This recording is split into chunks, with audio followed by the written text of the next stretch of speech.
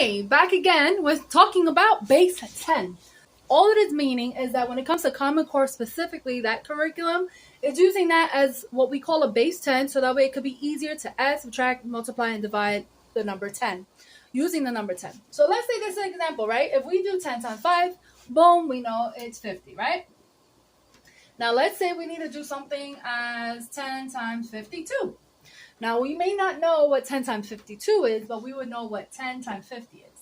So we would do 10 times 50, which is another reason why the break apart method works here, because this is pretty much saying 52 is 50 plus 2, right?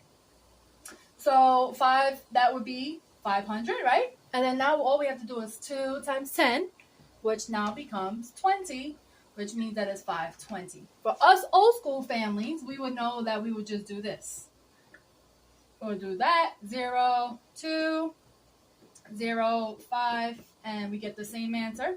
Just two different ways, and that's why I wanted to highlight this, because that's just one example. So I could go further, more advanced with this. I could go back to the basics of like kindergarten, first grade, whatever you want to see. Let me know down below. Take care. Bye.